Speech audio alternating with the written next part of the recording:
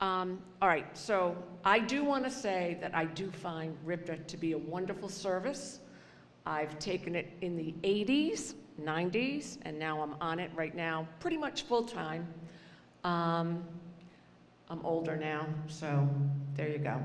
But I do want to say that I find that if we can offer free shuttle buses throughout Newport, we should be able to do more about some of the services that are occurring and being looked at for cuts or eliminations. A few minutes here and there, I personally do not have a problem. I think that that would be a natural schedule adjustment that I, as a rider, could possibly make. However, when you eliminate or cut or totally reduce service, that's a huge problem. And I just think it's a tragedy that if you're taking a look at taking away some of the routes that some of us have grown accustomed to or would like to see maintained, we may not ride it all the time, but we know it's there. It's kind of like a little something in our back pocket. So that's all I want to say. Thank you very much. Thank you. I want to thank RIPTA for being here, the director for being here, Chris Duran, who's done a tremendous job since he's taken over at the helm. I'm here to talk about a few things as it relates to RIPTA, and as you were correct, Chris, your director, we did provide additional funding to RIPTA, not what they necessarily needed or wanted, if those two things are the same, but money that will remain in the budget because of the way it's been put in there as part of our calculation. And it was similar to last year, but last year was a one-time money allocation similar to the dollar amounts. This year, over and above what the governor had proposed last year, the governor proposed nothing this year. Putting that aside, I received communications from the town of Middletown regarding Route 68 and Flex Route 231. Both of those are looking to be eliminated. It's a route that addresses workforce. It addresses both on the lower end of Aquidneck Avenue, the Aquidneck Corporate Park, other healthcare related services in that area. The request, and you'll receive a letter from the town administrator of the town of Middletown seeking that if it needs to be reduced or changed, it be looked at and eyes towards a lens of reduction as opposed to complete elimination.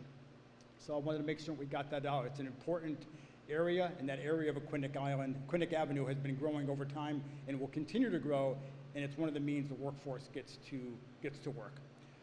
What I'd ask that RIPTA provide, as an engineer, it brought me here 42 years ago as an engineer, still an engineer I think, are facts, data, and context. I'd ask that RIPTA provide online the data and facts that substantiate each of the routes. We want to be able to understand and appreciate why. I think the important thing is why. We can look at some of these and say, I'll just be respectfully direct, that doesn't make sense. We want to understand and appreciate that one was reduced and this one was increased. This one was changed from 35 minutes to 30 minutes, and it's like, there must be some rationale behind it, but we want to understand, I think other folks would as well, I know I would, to be able to talk to the 29,000 constituents that I have, to be able to articulate the why. So the facts and data, the context behind each of the changes that have been made, or excuse me, let me change that, proposed to being made, and figuring out how to change that. I'd also ask that you articulate at some point, based on all this, your costs are driven by personnel. It's not necessarily cost by vehicles. I'm sure that's part of it. What does this mean to the workforce? So thanks again for being here. I know I couldn't be here earlier. I'm sure we'll be following up subsequent to this, and we need to figure out how do we ensure RIPTA is a service for the entire state. Right now, it doesn't come to Little Compton, and I think with the reduction of the route in Tiverton to the Fish Road Park and Ride, it won't be coming to Tiverton either. So 2 of the 4 communities I represent won't have RIPTA. So thank you. Hello, my name is Randall Rose. I'm from Providence. I'm a member of the Kennedy Plaza Resilience Coalition, a bus rider group. I think a lot of you got the flyers I've been passing out. So As a lot of you know, these are really very serious changes. They're going to hurt a lot of people. A lot of people are going to be stuck at home, senior citizens. People are going to have trouble getting to work or to school. It is going to be a very serious problem, and it's going to affect the whole state. And I don't want people to be blaming RIPTA for this, because RIPTA does not want to make these cuts. The problem is RIPTA was not given enough money in their budget. They needed $10 million more than they got. They did not get that $10 million, and they were very clear in advance, if you don't have that $10 million, you're going to see very serious cuts, and that's what we're seeing right now. But we can fight these cuts. It is important to speak up, and these decisions are really made by the top state leaders. It's particularly Governor McKee, House Speaker Joe Shikarchi, and Senate President Valerie Lawson. They're the main ones who make the budget decision in this state. So if you speak up here, fine, but that's not really enough, because if your words are only getting heard by RIPTA, that's not going to release any more funds for RIPTA. You really have to contact your elected officials about this. And I put the elected officials' phone numbers on this flyer.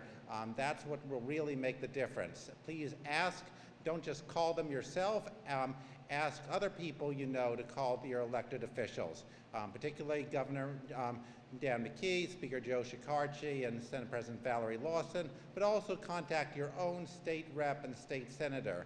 I gave a link where you could find their phone numbers. When you call your state rep, ask them to tell the House Speaker to make sure that RIPTA gets that $10 million. When you talk to your state senator, ask them to tell the Senate President, make sure that RIPTA gets the $10 million. And I know a lot of rank and file elected officials know this is important. Some of them were here in the afternoon session saying about how they know this is important. Some people at the State House know this is important, but unfortunately the people at the top level of the State House, the Governor and House Speaker and Senate President, what they do is, even though they know a lot of people will be hurt by this, a lot of people will complain, they like to experiment, see if they can shortchange funding in some area, and then they see if there's any outcry. If there's not much outcry, not much backlash, they keep those cuts in place, they keep with reduced budget, and then they reduce it further. If they do get a lot of outcry or backlash, then they restore the funding, and that's what we have to make sure about. We have to make sure that they hear, politicians hear from enough of their voters that we really need this back. So I'm going to ask you to do this. It's important to join bus rider groups too. I said I'm in the Kennedy Plaza Resilience Coalition. There are 2 other bus rider groups in the state, Rhode Island Transit Riders and Save RIPTA. They're also good groups. They're worth joining. But joining those groups makes sure that bus riders have a voice. Senator DePalma just spoke. I know Senator DePalma. I like him, but there was a vote last month to add that $10 million that RIPTA needs to its budget, and Senator DePalma was the lead voice in the debate, arguing, no, don't give that $10 million now. So I hope he changes his mind. He said he's open to changing his mind, but I do feel it's fair to mention that he was the lead voice on that, and I think that's something where he really does need to change his mind, because I'm very familiar with how RIPTA operates. I know with this $10 million shortfall, there is no way we're going to have adequate service in the state. So please send that message when you call your elected officials. Make sure that they get lots of calls. Thank you. I'm Remy. I live in Middletown. I should have written this down because I don't know, I'm not good at talking, but obviously there's a lot of very serious implications about the elimination of so many bus routes in terms of people being stuck in their homes, people who will will lose significant access to transportation, or areas of the state having no public transit access to them. I'm not totally sure, but I think that was possibly the case for the Tiverton routes. I think that would do that. But obviously that has a lot of significant implications for people personally and for the state economically in terms of people being able to get to work, or do other things that are generally productive for the economy. I know it's not exactly the same as the kind of personal or economic issues, but in terms of general safety, someone like me, I can drive, but if the better RIPTA is, the less I do that, and I'm not trying to imply malintent. That was the worst way to phrase that, but it's better for everyone if I don't. I passed my driver's test by 2 points, and I'm sure a lot of other people did, so probably be good. That were not plan A for certain people. Sorry.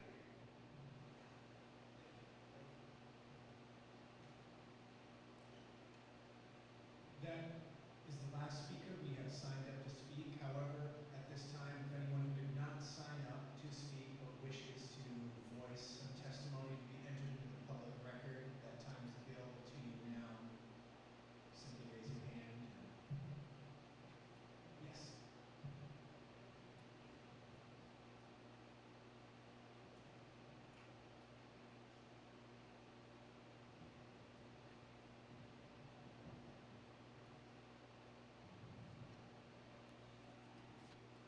Hello, good afternoon. I also want to thank RIPTA for for being here and for going through this process. I know it's painful.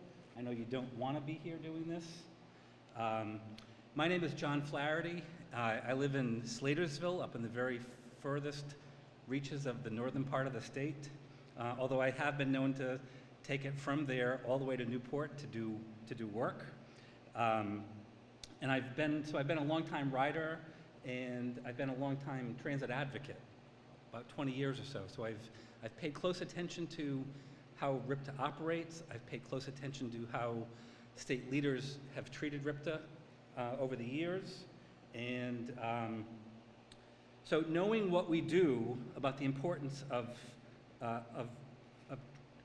transit to our economy, to our competitiveness, to our environment, and reducing greenhouse gas emissions, to helping promote housing production in location-efficient sites, and also providing access to economic opportunity for people.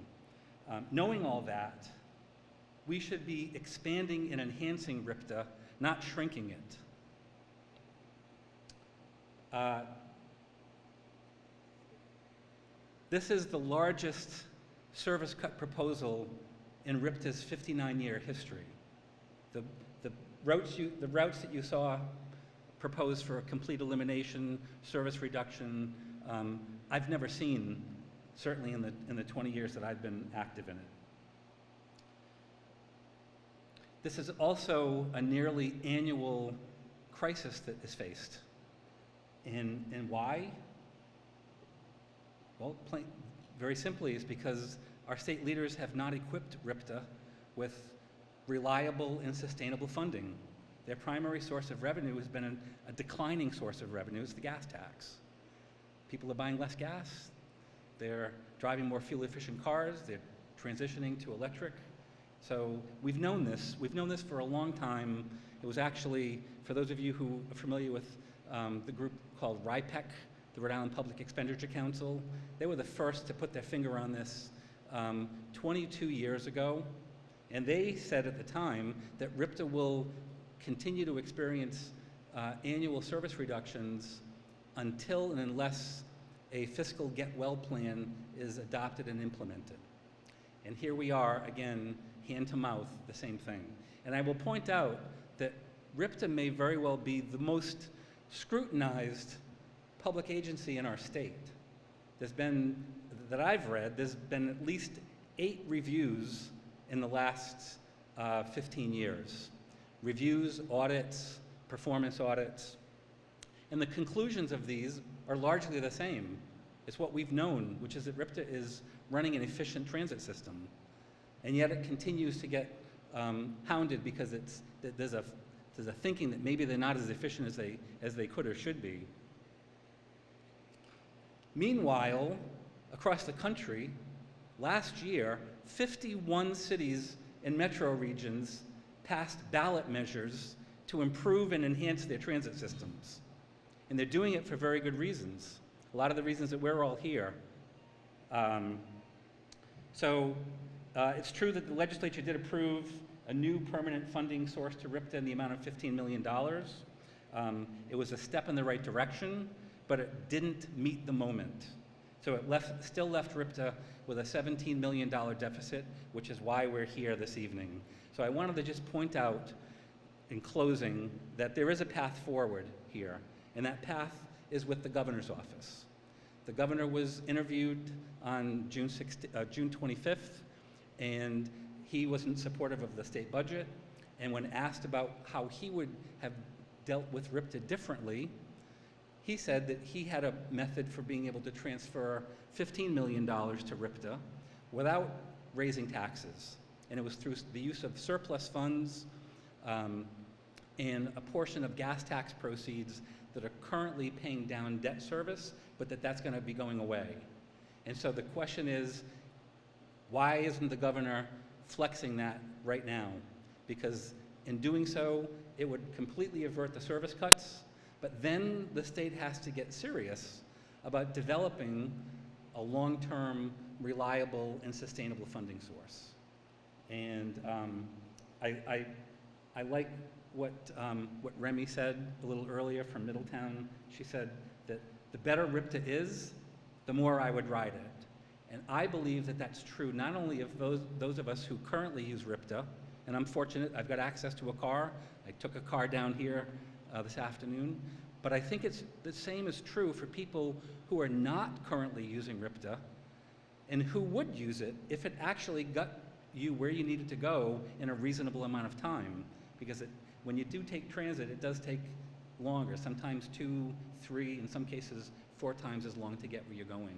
And that's partly a function of the lack of frequency in the system. And to RIPTA's credit, they have developed a long-range transit vision and master plan for making this transit system really work for more Rhode Islanders, but there's just been no appetite yet for funding it. So I would recommend that you contact the governor and ask him to flex that $10 million that was his idea, and that would avert the service cuts. Thank you. Hi, my name is Joseph Bong from Providence, Rhode Island. I would have like 2 cases to share, 2 stories. One of them was a woman that I know of from Indonesia. She came here to study at Johnson & Wales University. What she would do is she would take the 33 from Shaw's Riverside and work her way up to Providence. Now, if we're going back 3 years ago, and if assuming that the service changes were to take effect, that will be like devastating for her. It's gonna be disaster. She will be like there stranded. And the second case will be her uncle. I've encountered him once at Kennedy Plaza. He had to walk because the buses don't come on time. Yes. He would like go up, he would take the bus to deliver mail and at the post office nearby and return to work. If you had to reduce service, he'll have to walk even more, especially in sweltering heat or in really cold conditions. It's good. These cuts don't have an implication, they just have a huge impact on everybody, everyone in this audience. It's just sad that people have to go through this. It's just terrible. I mean, there's just so much more I could rant, but I'm just gonna leave it at this for now. I could add more, but that's it. Thank you so much, and I appreciate you for being here today. Thank you. My name is Bryce Luce. I want to tell 2 anecdotes related to these cuts. The first is just to my own personal use. So I live in Newport, but I work across the bay at the University of Rhode Island at the Bay campus. And so I ride the bus 14 and bus 64 on a regular basis to get to work, along with some other colleagues of mine who work over there. And since the summer started and my kids are finally in the same school, now I'm hard at work trying to make them into bus riders as well. So we, the three of us, get on the bus on a weekly basis and make the trek across the bridges, because even though Bike Newport is trying hard, there's still no bike pathway across the bridges. And then we get off and we bike the rest of the way to their school. And if we make these kinds of cuts, the kinds of cuts that, you know, basically are impacting the present needs of this generation, it doesn't even sort of factor in the concerns that will emerge by not building this infrastructure for the future generations. So that's my own personal use and my personal concern. But I also want to lobby something on behalf of the University of Rhode Island and the Bay campus. So as many of you may know, the citizens of the state of Rhode Island approved a bond issue that's excuse me, currently taking place, and there's a massive redevelopment going on our campus. It's, the new buildings are being installed, where the president has made it a major initiative of his, that's the university president, to increase the attendance of students on the Bay campus.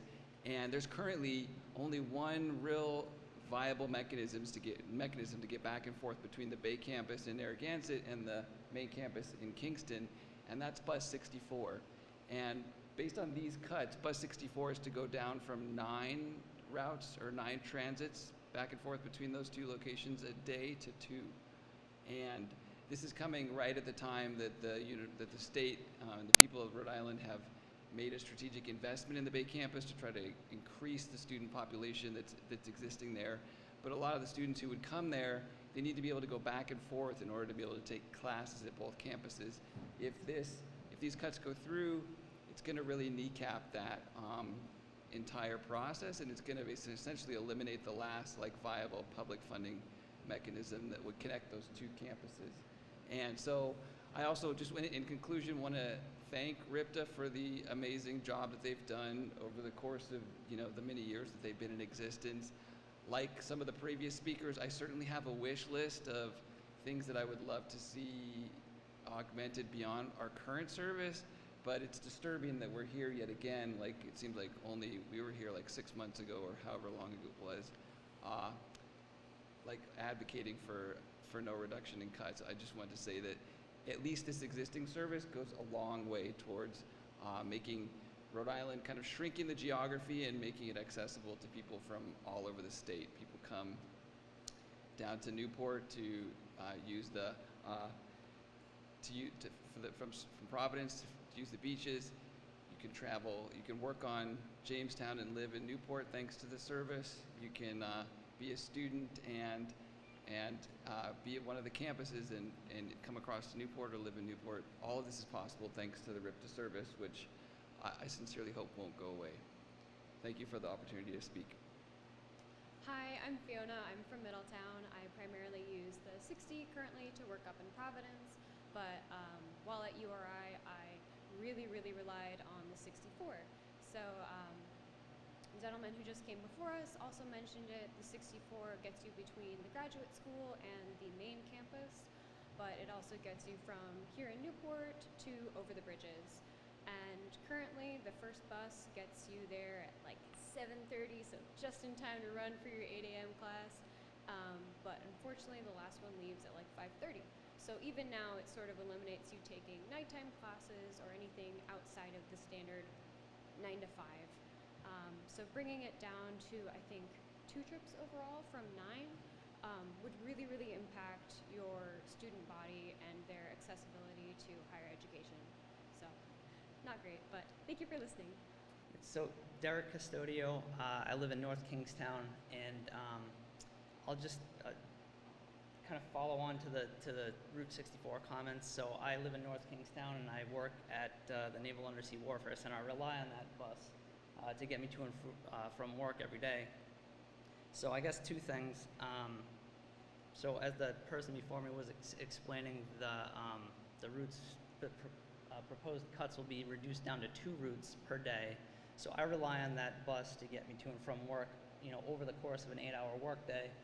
And if that's maintained, like it's the 2 round trips, then the people traveling between URI campuses are limited to basically 2 round trips that are 8 hours apart, which I think is a significant impact. So yeah, 64 impacts me quite a bit as well, and I just wanted to throw that out there. So thanks.